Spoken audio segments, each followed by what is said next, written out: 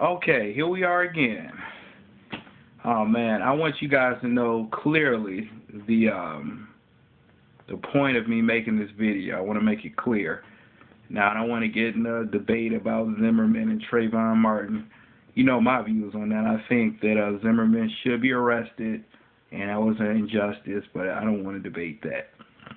The situation at hand now is, it was brought to my attention that there's a movie coming out with Jonah Hill, who, you know, I've been following his career since the 40-year-old version back in the day.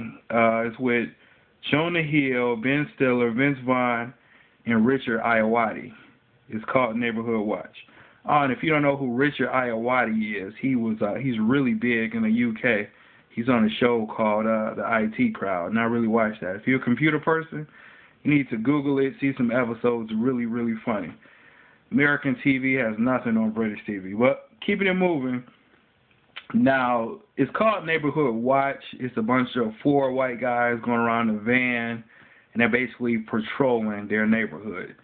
Now, you know, with what happened with Trayvon and Zimmerman being on the Neighborhood Watch, and even, you know, I had a trailer in the link. You can check it out.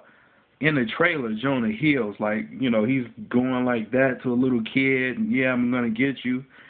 And, you know, this actually came out. It was in post-production prior to the Trayvon Martin situation. So it's not like Fox knew this was going to happen when they made the movie. But in this situation, basically, what should they do? Like I said, I'm a big fan of Richard Ayoade, and this is pretty much his, you know, his Hollywood debut. So this movie, you know, if this isn't received good, and he's shelved for it, because I mean, even for example, 9/11, like if I use that for an example, like if they made a movie about like planes crashing into a building, like a comedy. And it, you know, the trailer came in maybe July 2001, and then in November, a lot of people were like losing their jobs, kicked out the air. Bill Maher being one of them. So in these situations, you have to be really, really careful. And Jonah Hill, man, he can't afford to have another flop movie because, you know, he had the 40-year-old version, Knocked Up, Superbad, all of those hits, but then. And 2009, I guess he pretty much took it off. And then he came back and with Get Him to the Greek, which was 2010 or 11, right around that time. And, you know, it flops. The Sitter flops. Moneyball, he was a supporting actor. So, you know, that did okay, obviously, with Brad Pitt.